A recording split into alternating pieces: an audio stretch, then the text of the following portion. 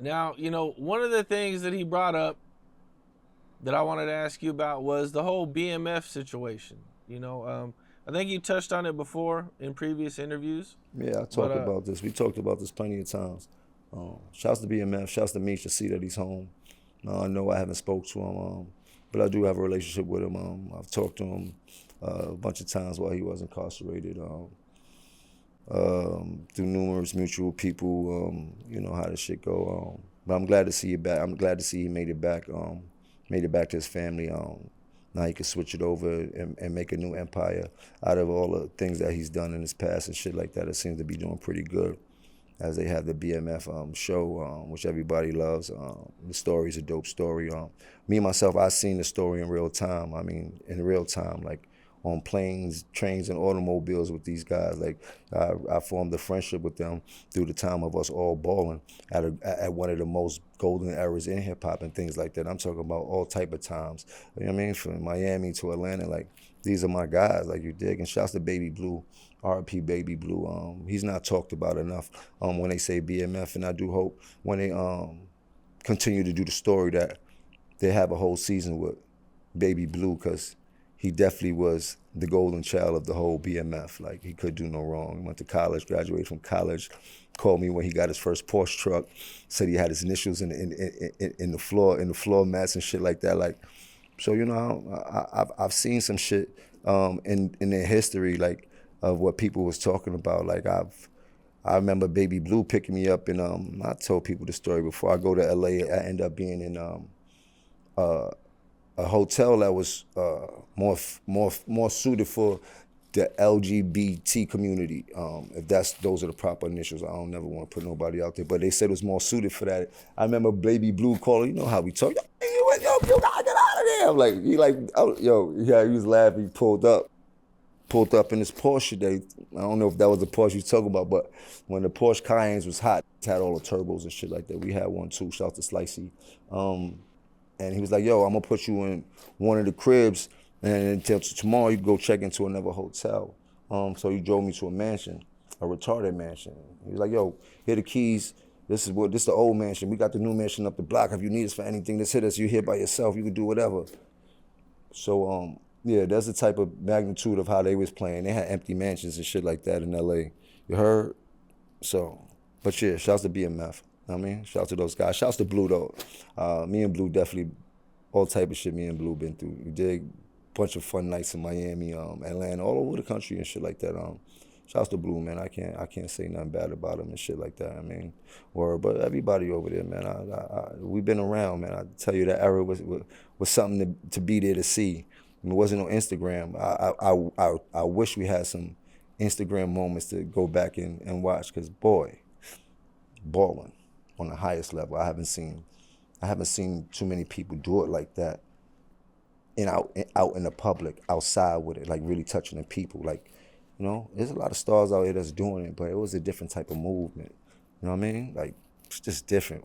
When that Dirty Money looking so good, you know what I mean? They had this shit on tilt when they was in the streets. Or shouts to Daddy O, man. That whole situation, I can't say this when Meech was when Blue was talking about a few people. I'm just gonna mention Daddy O's name because that's the name I know I can mention. People know him for him being me. I gave him that name, but any other names I ain't got no time to mention. But Daddy O was there, man. He like, yo, young fella, pull up. We gonna put this thing together, young fella. You know my guys. Anybody know Daddy O, they know how he talk and shit like that. So Daddy O was the one that mended all that whole shit, and that's how I got to meet Meech and forge a relationship with him from that meeting in the hotel that Blue was talking about on his interview. How'd that conversation with Meech go?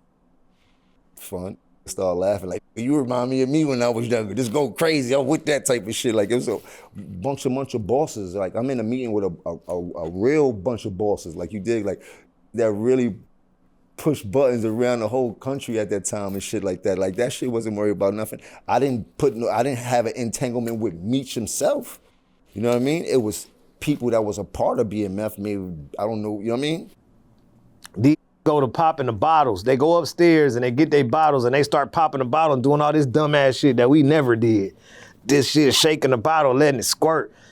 So the shit is coming down, and Jim Jones them is walking in the club, and the champagne is coming down, and they looking up like, what the, and the champagne just wet them all up and shit. And however that happened, I wasn't there for that. But they supposed to have ran up the stairs. Jim Jones then went upstairs and got it popping. They cut one of the homies from Macon, $150 to pop, like on the arm or something. They had a big ass fight with Jim Jones and them that night, right?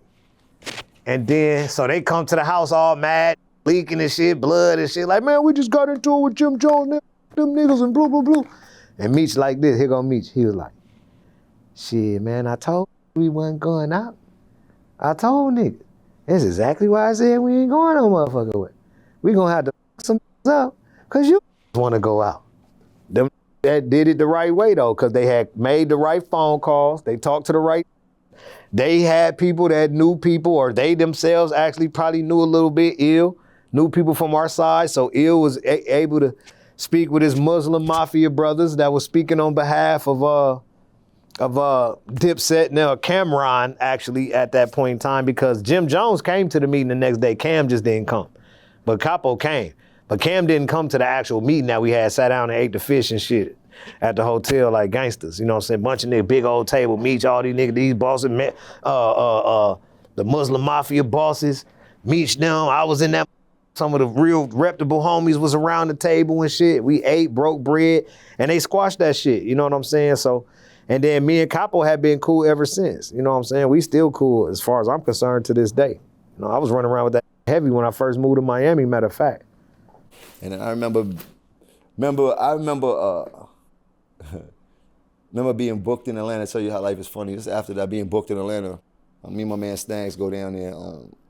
And then I know things were still in the air, even though we squashed it. So I got 2 armed security with me. Go to the club, me in the club, and I told the story a bunch of times too. And I heard BMF in the building. It felt like the music stopped. They literally had like 200 with them. I was like, ooh, I was looking at my man Stags like, we cooked.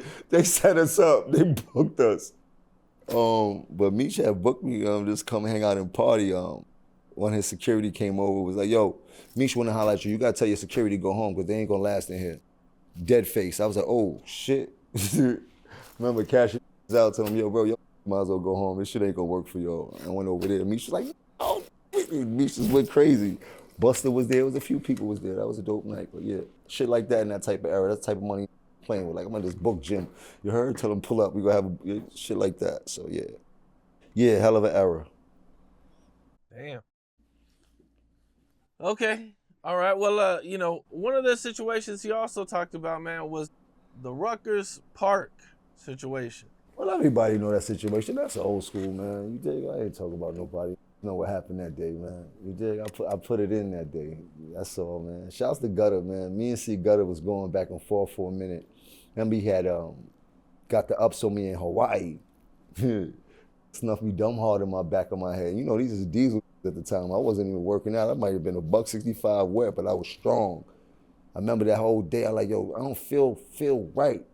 I remember I took a steak knife and a fork outside with me in Hawaii because we was doing the No Way Out tour, I believe that what it is, and shit like that. And we definitely engaged. Then I backed the knife out, started chasing him and he coming to me and shit like that, but yeah. And then when we got to Rucker, I got to get mine back. Word up. Remember he tried to something happened with my man Tiger, try to swing on my man Tiger. When he tried to swing on my man Tiger, I hit that nigga with the blow of God. I hit that nigga with every bit of might I could in my body for that get back. I just want to get back. I did, and this shit was so crazy because we in Rucker Park and it's my man Tiger right here and Gutter right here. We not saying nothing. I'm not even putting my little man. I'm just looking at him. Like the first opportunity I get in here, we going at it. I don't give about nothing. That's already on my mind. He just trying to get with me in Hawaii. I got to get back. Word. I got mine. And then after that, it was like 15, 16 bad boy rushing me. I remember I'm just swinging on everything. I had one little box cutter saved my life. But yeah, it was the fun times, man. That's what I was into. We from Harlem. I'm a project baby. That's even deeper than Harlem, bro. Like, I know that don't even leave the project, never left the project. You heard? Might have went to 2/5 at the most. At the most. You heard? That's all we know about is violence. They don't teach you nothing else but to be tough. If you ain't tough coming out in that project, you're not gonna last. They gonna walk over you. They gonna feed on you, and they gonna talk about you. You gonna be that Herb back in the day. This is the Herb. You heard? I don't know if you remember that word, but if you was a Herb, yeah, you ain't want to be that. You heard? We from Harlem. Yeah, the scraps was always in me. I always was good with my hands. I was small. I was like 5'3" until like 11th grade. I was always short. I had to know how to get busy. I had no other option, and then my mom's wasn't jacking nothing.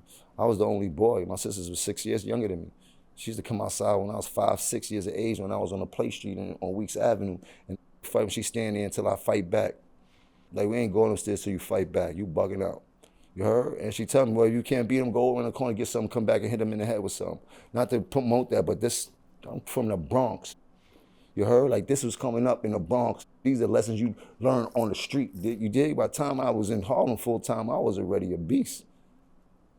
I was already a full-grown beast at such a young age.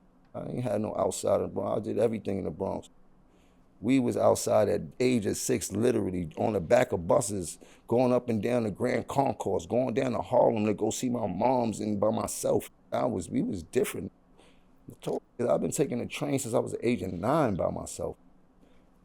The different type of New York I grew up in. I grew up in that graffiti era, that B-boy era, pinstripe Lee jeans and shit like that, permanent creases. You heard BVD shirts, you heard?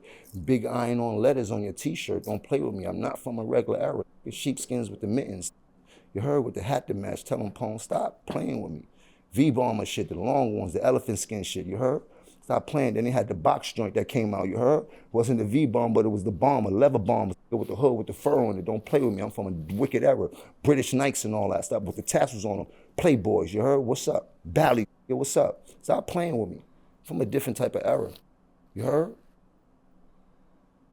What's up? This is Cam Capone. We got more content like this coming soon, so hit that like button, subscribe, and stay locked in to Cam Capone News.